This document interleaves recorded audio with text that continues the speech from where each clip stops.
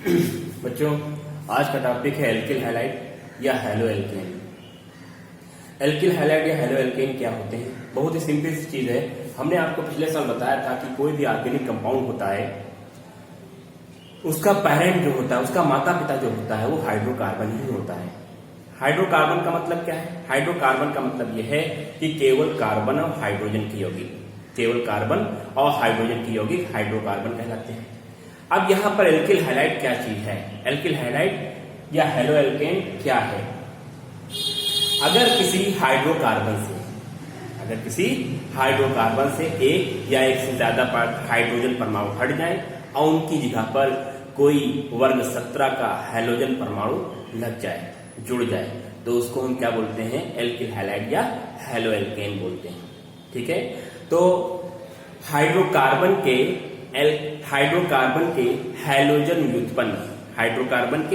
Halogen व्युत्पन्न क्या कहलाते हैं? एल्किल हैलाइड कहलाते हैं। हाइड्रोकार्बन के हैलोजन व्युत्पन्न एल्किल हैलाइड कहलाते हैं। ठीक है, जैसे मान लेते हैं कि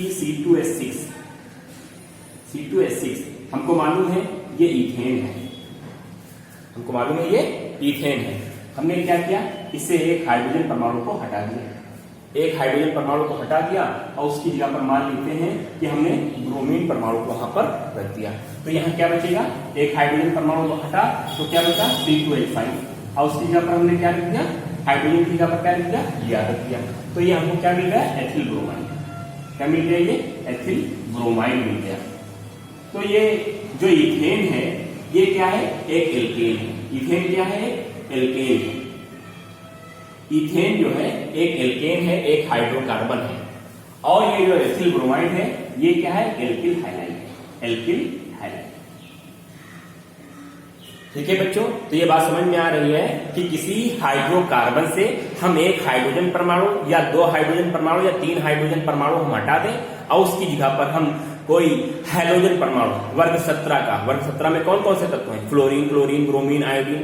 तो हाइड्रोजन परमाणु हटा और उसकी जगह क्या रखा? हाइड्रोजन परमाणु हटा, उसकी जगह क्या रख दिया गया? हमने वर्ग 17 का तत्व यानी कि ब्रोमीन। यहाँ पर हम ब्रोमीन रखे हैं, आयोडीन भी रख सकते हैं, फ्लोरीन भी रख सकते हैं, क्लोरीन भी रख सकते हैं, कुछ भी रख सकते हैं। जैसे यहाँ पर हमने Br रखा है तो यहाँ पर इसका नाम क्या हो जाएगा? Ethyl bromide. तो ये क्या है? एल्केन है, एक हाइड्रोकार्बन है और ये हमको क्या मिल गया? एल्किल हैलाइड मिल गया। ठीक है, अब एल्किल हैलाइड कितने तरह के होते हैं? अब हैलोजन परमाणु कितने हैं? एक हैलोजन परमाणु है या दो हैलोजन परमाणु है या तीन हैलोजन परमाणु है? इस आधार पर एल्किल हैलाइड भी कई तरह के हो सकते हैं। पहला होता है मोनोहैलोजन डेरिवेटिव्स।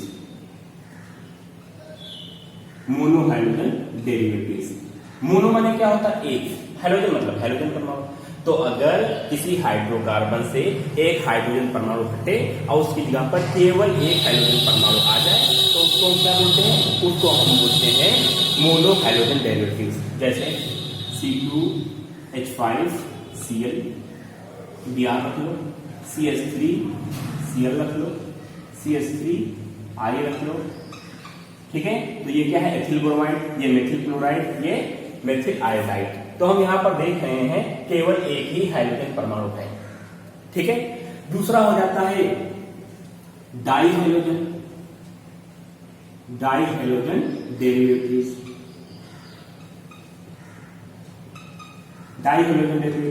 अब डाइहैलोजन डेरिवेटिव्स क्या होते हैं? यदि एल्किल हैलाइड में दो हाइड्रोजन परमाणु, यदि एल्किल हैलाइड में कितने हाइड्रोजन परमाणु है? दो हाइड्रोजन परमाणु है, तो उनको हम क्या बोलते हैं? उनको हम बोलते हैं डाइहैलोजन डेरिवेटिव्स। क्या बोलते हैं हम? डाइहैलोजन डेरिवेटिव्स बोलते हैं। अब ये जो डाइहैलोजन डेरिवेटिव्स हैं ये भी तीन तरह के हो जाएंगे। कितने तरह के हो जाएंगे? तीन तरह के। एक तो हो जाएगा जेमिनल डाइहैलाइड्स, दूसरा हो जाएगा विसिनल डाइहैलाइड्स और तीसरा हो जाएगा टर्मिनल डाइहैलाइड्स।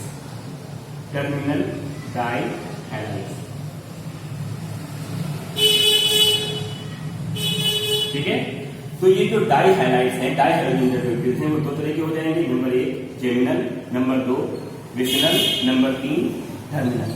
ठीक है, इसको हम जिम भी बोलते हैं, जिम डाइहैलाइड। इसको हम विस भी बोलते हैं, इसको हम टर्मिनल बोलेंगे। तो जिम डाइहैलाइड, विस्नल डाइहैलाइड और टर्मिनल डाइहैलाइड। अब ये क्या होते हैं, इनको भी थोड़ा सा समझ लेते हैं।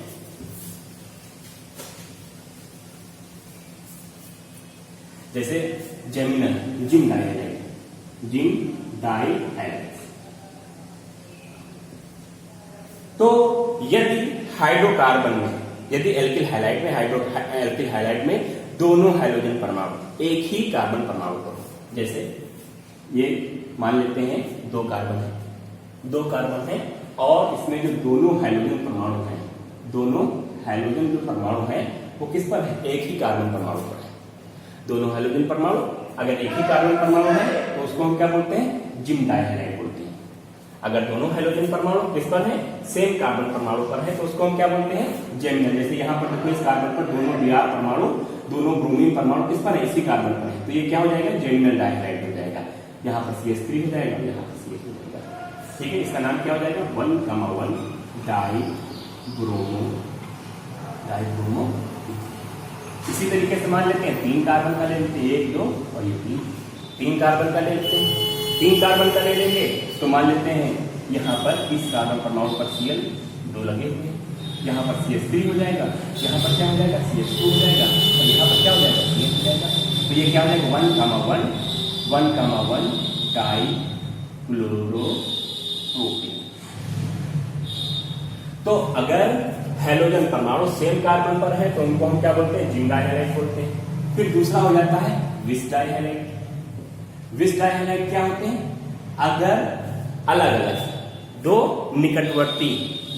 निकटवर्ती हाइड्रोकार्बन, 2 निकटवर्ती कार्बन पर अगर हैलोजन परमाणु, जैसे मान लेते हैं ये 2 निकटवर्ती कार्बन है, एक Br मान लेते हैं इसके ऊपर लगा हुआ है, दूसरा Br इसके ऊपर लगा हुआ है, तो ये 2 निकटवर्ती कार्बन हो गए। 2 निकटवर्ती कार्बन पर अगर हैलोजन, यानी कि 2 अलग अलग कार्बन पर, 2 निकटवर्ती अलग अलग कार्बन पर अगर हैलोजन परमाणु है तो उसको हम क्या बोलते हैं, विस डाइहैलाइड बोलते हैं।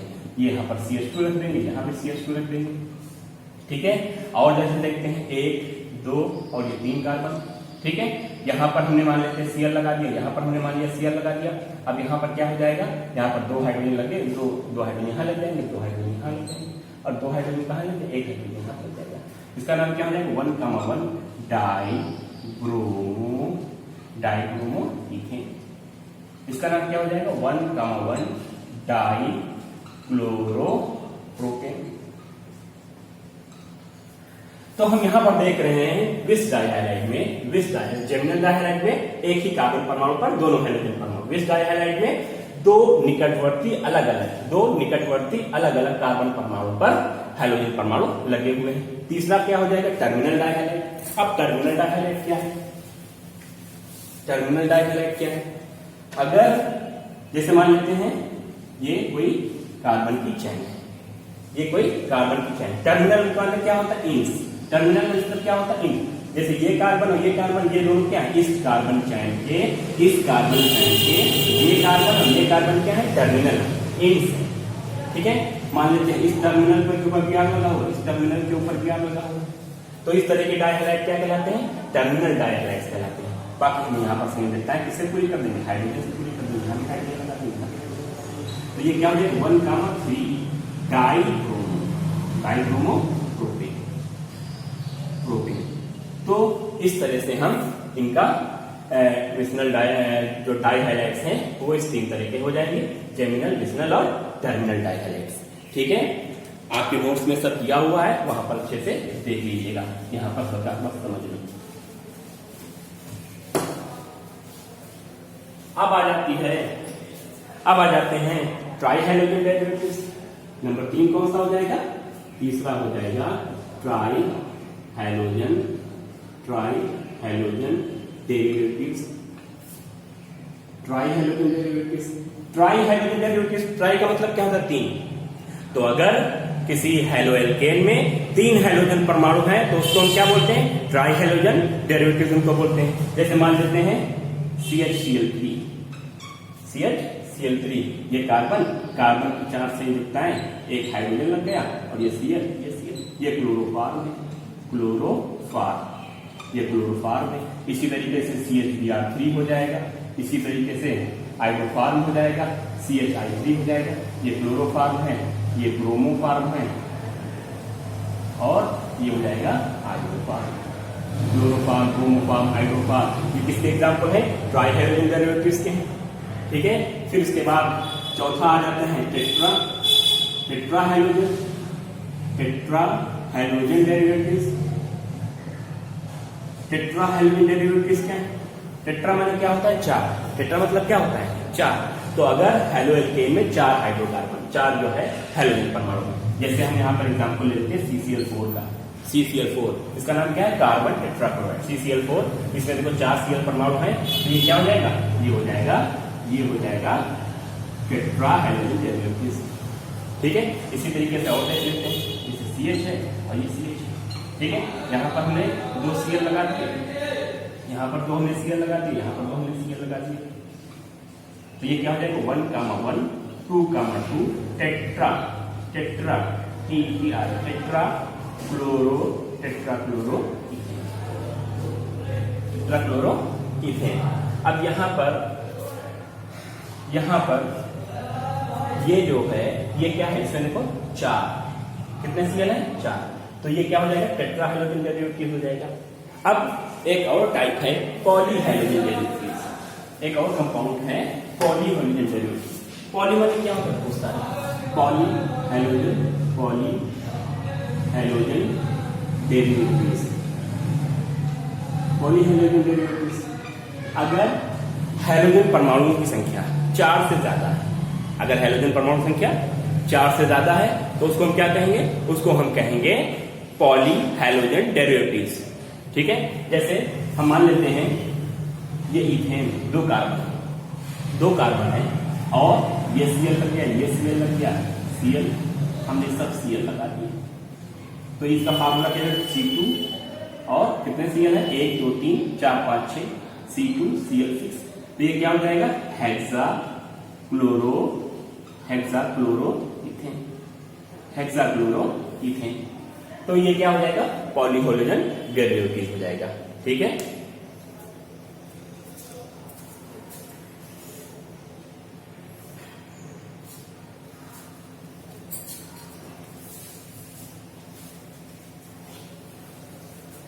अब एक चीज यहां पर और समझ लो कि जो मोनो हाइड्रोजन डेरिवेटिव्स होते हैं, हमारे सिलेबस में मोनो हाइड्रोजन डेरिवेटिव्स ही है और उसको हमें डिटेल में पढ़ाना है तुमको कि poly hydrogen derivatives mono hydrogen derivatives में हमको मोनो हाइड्रोजन डेरिवेटिव्स हमको डिटेल में पढ़ना है।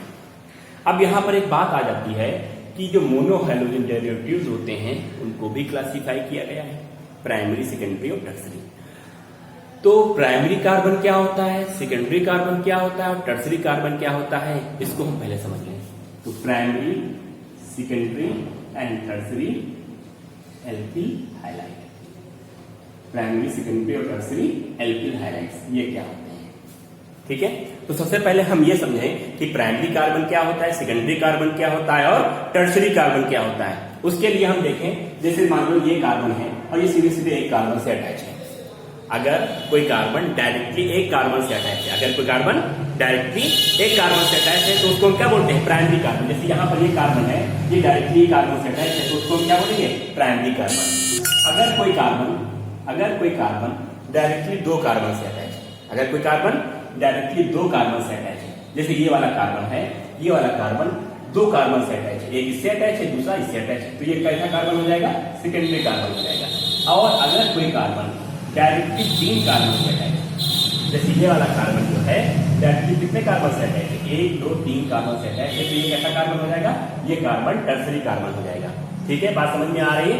तो अगर कोई कार्बन डायरेक्टली 1 कार्बन से अटैच है तो उसको प्राइमरी कार्बन कहेंगे, अगर कोई कार्बन डायरेक्टली 2 कार्बन से अटैच है तो उसको सेकेंडरी कार्बन कहेंगे, और अगर कोई कार्बन डायरेक्टली 3 कार्बन से अटैच है तो उसको हम क्या बोलेंगे? टर्सरी कार्बन बोलेंगे। ठीक है, जैसे मान लेते हैं कि ये वाले इसका केस हम लेते हैं, ये Cl और ये C 2 कार्बन है, ये कार्बन प्राइमरी, ये भी कार्बन प्राइमरी। ठीक है, इसके ऊपर मान लेते हैं Cl लग गया, ये कैसा कार्बन है? Primary carbon. ठीक है, और प्राइमरी कार्बन पर Cl लगा हुआ है तो इसको हम क्या कहेंगे? Primary alkyl. क्या बोलेंगे इसको हम? Primary alkyl highlight. ठीक है, बाकी इसमें लिखता है हम हाइड्रोजन से पूरी कर लेते हैं। ठीक है, तो ये क्या हो जाएगा, एथिल क्लोराइड। क्या है ये, देखो 2 कार्बन है तो क्या हो जाएगा, एथिल क्लोराइड। इसी तरीके से दूसरा हम ये वाला केस ले लेते हैं, 1 2 और ये 3। ठीक, ये कार्बन तो हमको मालूम है सेकेंडरी कार्बन है। ये कार्बन कैसा है, सेकेंडरी कार्बन। और सेकेंडरी कार्बन पर अगर मान लेते हैं कोई हाइड्रोजन परमाणु लगा है तो उनका फॉर्म क्या कहलाता है, वो कहलाता है सेकेंडरी एल्किल। क्या ये हो जाएगा, सेकेंडरी एल्किल हैलाइड। इसका इसमें नाम रख सकते हैं 1 2 ब्रोमो प्रोपेन। और ये कैसा है, सेकेंडरी एल्किल हैलाइड। बाकी से देखता है हम हाइड्रोजन से पूरी करते हैं। ठीक है, इसी तरीके से टर्सरी हम जानते हैं ये कार्बन कैसा है, टर्सरी 1 2 और ये 3। ठीक है, ये कार्बन डायरेक्टली 3 कार्बन से अटैच है। अगर इसी कार्बन पर जो कार्बन 3 कार्बन से अटैच है तो ये टर्सरी कार्बन हो गया। और टर्सरी कार्बन पर ही अगर मान लेते हैं कोई हाइड्रोजन परमाणु लग जाता है तो जो एल्किल हाइलाइट बनता है उसको हम क्या बोलते हैं, उसको हम बोलते हैं टर्सरी एल्किल हाइलाइट। क्या है ये, tertiary alkyl highlight. Tertiary alkyl highlight. ठीक है, अब इसका केसी नाम रखेंगे, ये CH3 हो जाएगा, ये CH3 हो जाएगा, ये CH3 हो जाएगा। सबसे लंबी कार्बन श्रृंखला कौन सी हो जाएगी, ये हो जाएगी। तो 2 पर ही आइडो लगा तो हम लिखेंगे 2 आइडो 2 मेथिल और प्रोपेन। ठीक है, तो इस वजह से प्राइमरी, सेकेंडरी और टर्सरी हाइलाइट में को हम कितने डिवाइड कर सकते हैं, प्राइमरी, सेकेंडरी और टर्सरी एल्किल हाइलाइट में डिवाइड कर सकते हैं। डिपेंडिंग अपॉन किसी भी बात पर यह निर्भर करता है, इस बात पर यह निर्भर करता है कि वो जो हाइड्रोजन परमाणु है वो भी किस कार्बन पर लगा हुआ है। प्राइमरी कार्बन पर लगा हुआ है तो primary alkyl highlight, secondary carbon पर लगा हुआ है तो सेकेंडरी एल्किल हाइलाइट, और टर्सरी कार्बन पर लगा हुआ है तो टर्सरी एल्किल हाइलाइट। और ये हमें बहुत ही आसान है ये जानना कि प्राइमरी कार्बन कौन है, सेकेंडरी कार्बन कौन है और टर्सरी कार्बन कौन है। कार्बन अगर डायरेक्टली 1 कार्बन से अटैच है तो प्राइमरी कार्बन अगर डायरेक्टली 2 कार्बन से अटैच है तो सेकेंडरी कार्बन, और कार्बन अगर डायरेक्टली 3 कार्बन से अटैच है तो क्या हो जाएगा, टर्सरी कार्बन हो जाएगा। ठीक है बच्चों, इतनी बात समझ में आ रही सबको।